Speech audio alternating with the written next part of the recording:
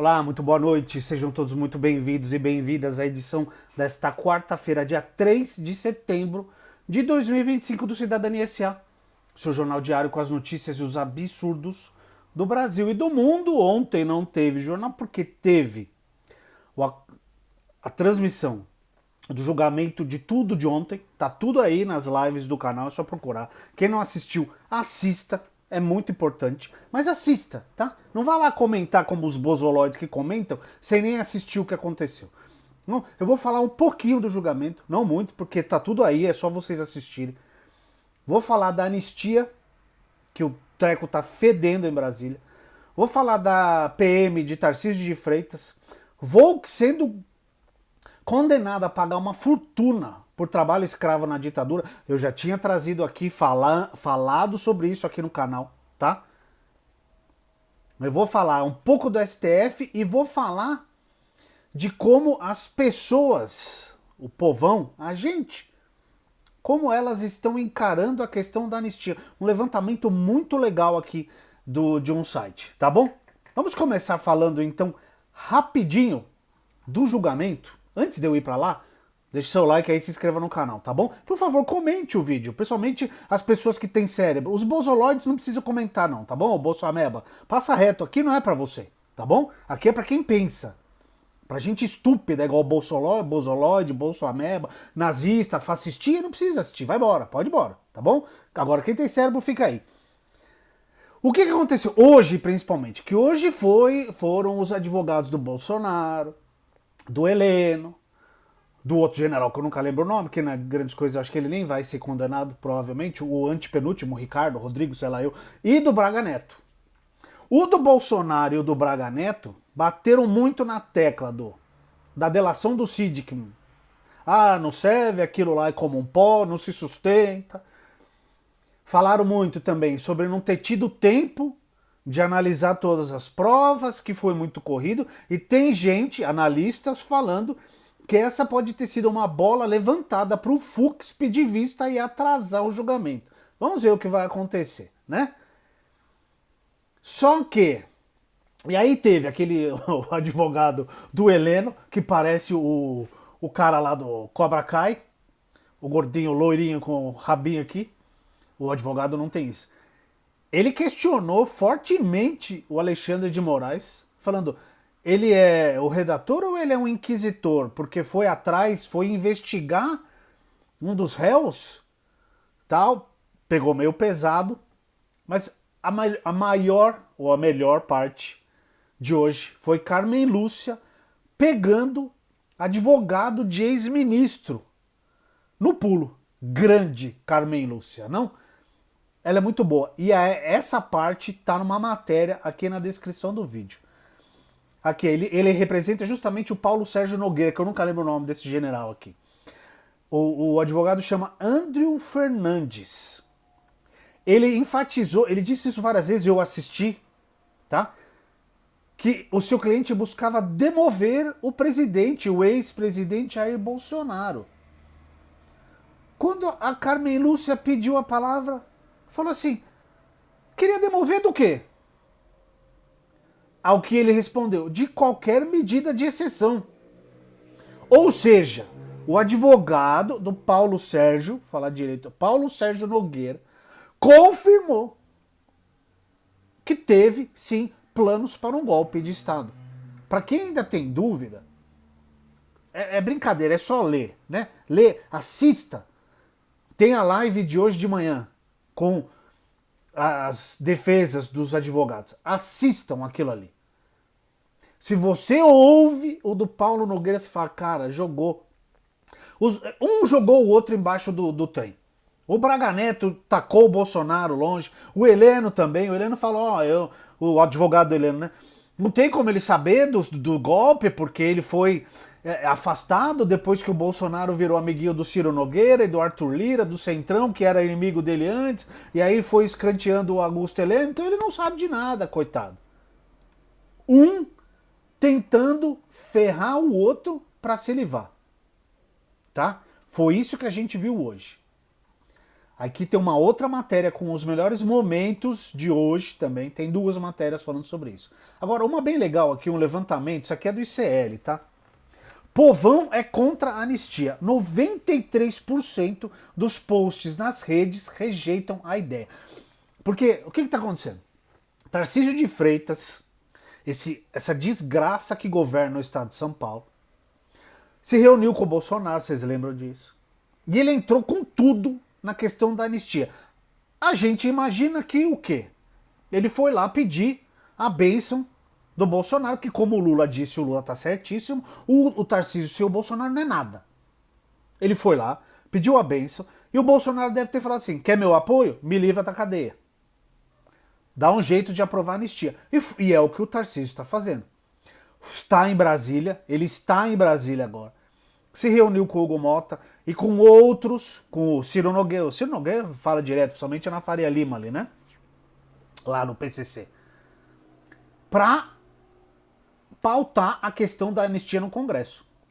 E o Hugo Mota teve reunião com os líderes hoje e saiu falando, não vai dar para segurar muito tempo, não vai dar para segurar, mas acha que não vai passar uma anistia total e geral e restrita e os cambal de Madureira.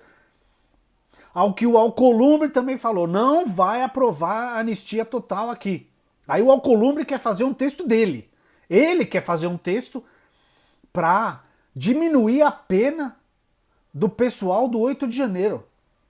Então assim, os poderes têm poder querendo passar sobre o outro. Quem define pena e quem define culpabilidade ou não é o judiciário. O legislativo legisla, o executivo executa e o judiciário julga. Cada um no seu quadrado, querido. Então os caras estão querendo passar por cima do STF. Ao que o Tarcísio foi se reuniu, conversou, trocou ideia com ministros do STF. Porque assim, ele precisa passar no Congresso, que já acham que não vai ter maioria para geral e restrita lá, a anistia geral. No STF já formou maioria para não aprovar porque isso é inconstitucional. Anistia para crimes contra o Estado Democrático de Direito, crimes de golpe de Estado. A anistia é inconstitucional. Então isso não deve, não dá pra gente afirmar nada nesse país, né? Não deve passar no STF. Vai chegar no STF, vai bater, vai ficar lá, vai morrer lá. Porque isso, não, ainda mais para quem está sendo julgado agora e os dos outros grupos lá. Entendeu? Então é isso que está acontecendo. O Tarcísio tá armando para aprovar isso aí, para receber o apoio do Bolsonaro como candidato à presidência o ano que vem. Só que, quem que tá batendo no Tarcísio? Hoje teve editorial no Estadão e no Globo, falando assim, depois vocês procurem aí, tá tudo no Google. Ó, que ele disse, o Tarcísio disse não acreditar na justiça, não confiar na justiça. Aí os dois editais falaram, você fica aí tentando pegar o apoio do Bolsonaro, falando que não acredita na justiça, não sei o quê, você vai perder o direito da direita, o apoio, perdão, da direita democrática, que acredita nas instituições. Então o Tarcísio está aqui, ó, lá no Bolsonaro, e queimando a mão dele com a direita democrática, com o empresariado, com o pessoal da grana, Estadão batendo nele, Globo batendo nele. Tá? É isso que está acontecendo. Mas vamos aqui ao levantamento. Recentes movimentos de políticos importantes têm indicado que o projeto de anistia tem cada vez mais chance de ser levado à votação no Congresso. Votação, tá? O próprio presidente da Câmara disse a interlocutores que em algum momento o plenário terá de voltar à matéria. O Hugo nem se importa, o Hugo Mole, do PP da Paraíba. O Tarcísio, como eu disse, tem aumentado o ritmo de articulações e defesa da anistia. União Brasil e PP, como eu disse no vídeo de segunda, pularam fora do governo e embarcaram na anistia, no apoio a essa porcaria aqui. A ideia de anistia aos golpistas continua não tendo respaldo na população, como mostra o levantamento feito nas redes sociais pelo analista Pedro Barciela. de maneira geral, 93% dos comentários rejeitam o pedido de anistia. Nas reações reflexivas sobre o tema, 35% dos comentários coletados a partir da repercussão na imprensa alegam que anistiar crimes ligados à tentativa de golpe seria inconstitucional e afronta ao Estado democrático de direito. Óbvio, não é mesmo? Além disso, repetem a ideia: inocente pede justiça, culpado pede anistia, não foram nem julgados ainda. E que a Constituição vedaria perdão a esse tipo de conduta. Outros 25% defendem punições firmes, cadeia, papuda, cassações e inelegibilidade para bolsonaristas envolvidos. Menções a Bolsonaro preso, cassação do PL e a necessidade de não haver impunidade. O uso massivo de hashtag Congresso Inimigo do Povo e pior Congresso da história está em 18% dos comentários, com críticas a articulações vistas como blindagem e PEC da blindagem, que a gente falou aqui no canal semana passada, muito, e atuação por interesse próprio, emendas do Centrão com citações a líderes como Hugo Mota, Arthur Lira e Davi Alcolumbre. Muito bem. A ideia de que o pedido de anistia é uma admissão de culpa para 12% completa a reação daqueles que rejeitam o pedido, tá? Então, o que eu vou falar para vocês aqui? Continuem com a pressão. Vai escrever qualquer coisa, hashtag Congresso Inimigo do Povo, pior Congresso da história, sem anistia para golpista, sem anistia para vagabundo, eu não sei, põe o que vocês quiserem lá, Bolsonaro preso. Mas é muito importante continuar com essa campanha. Eles tiraram a PEC da blindagem da votação a semana passada por causa da mobilização popular. A gente tem que continuar, tá? A gente precisa continuar, tá bom? Vamos falar aqui da polícia de Tarcísio? Letalidade policial em São Paulo se mantém alta e repete padrão de vítimas negras e jovens. De janeiro a julho, 423 pessoas foram mortas por policiais no estado sob a gestão Tarcísio de Freitas. Claro, né? Matéria da Catarina Duarte na Ponte Jornalismo. De janeiro a julho desse ano, policiais militares e civis mataram 423 pessoas em São Paulo. 7 meses, tá? 423 pessoas mortas em São Paulo por policiais militares e civis. O número mantém a letalidade em patamar elevado, com vítimas majoritariamente homens, negros e jovens, repetindo o mesmo perfil registrado em anos anteriores. Os dados são da Secretaria de Segurança Pública, divulgados na última sexta-feira, dia 29. Foram apresentados números de julho referentes aos índices criminais e às mortes decorrentes de intervenção policial chamadas pela pasta de MDIP, morte decorrente de intervenção policial.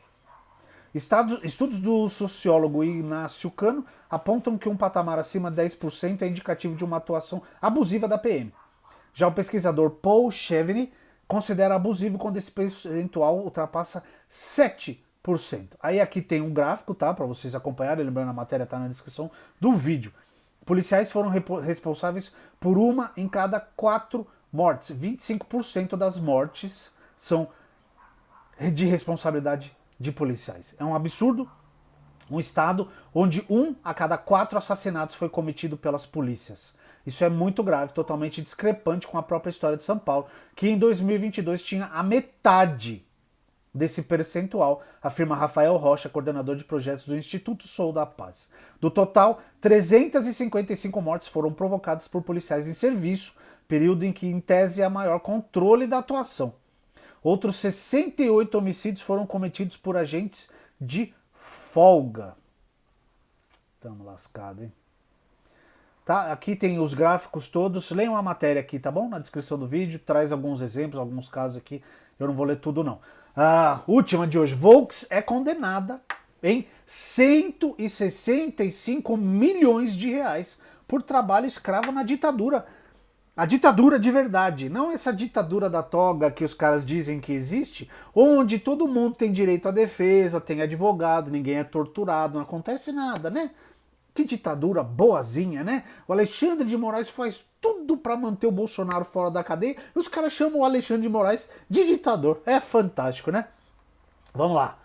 Matéria do Diogo Junqueira, do Repórter Brasil. A Volks do Brasil foi condenada em primeira instância pela Justiça do Trabalho no Pará a pagar 165 milhões de reais em indenização por trabalho escravo ocorrido em uma fazenda de gado do grupo alemão no sul do Pará durante a ditadura militar. A montadora, obviamente, vai recorrer da sentença, né? Publicada na sexta-feira, dia 29, a decisão da Vara do Trabalho de Redenção do Pará determina ainda que a empresa assuma responsabilidade pública pelos fatos e faça um pedido público de desculpas dirigido aos trabalhadores atingidos e à sociedade brasileira. A sentença é assinada pelo juiz Otávio Bruno da Silva Ferreira. Vamos ver o que o juiz escreveu na decisão. O fato de, à época, não ter havido responsabilização formal pela via administrativa ou criminal não impede a atuação da Justiça do Trabalho em ação civil pública, especialmente quando se trata de apuração de violações graves a direitos humanos trabalhistas.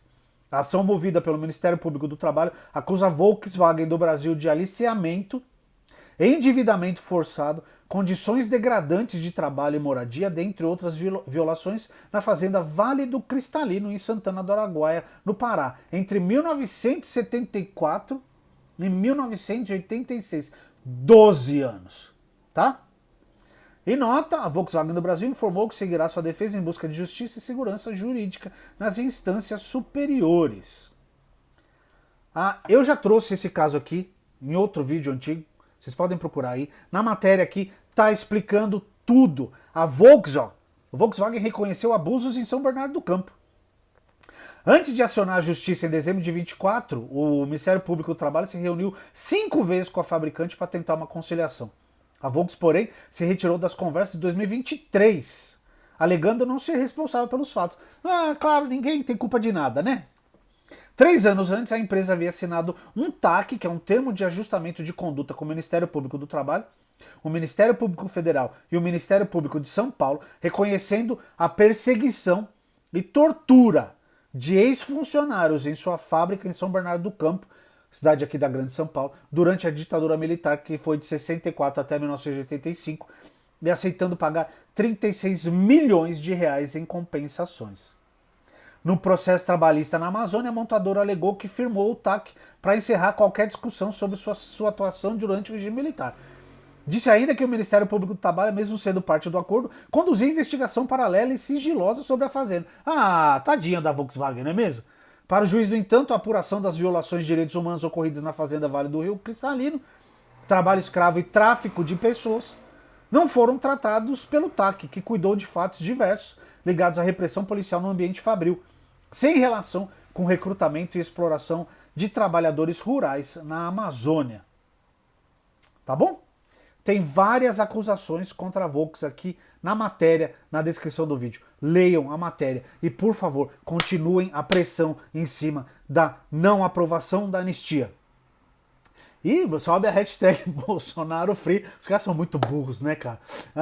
Bolsonaro Free quer dizer livre do Bolsonaro. Então vamos subir o Bolsonaro Free porque a gente quer realmente o Brasil livre dessa corja inteira.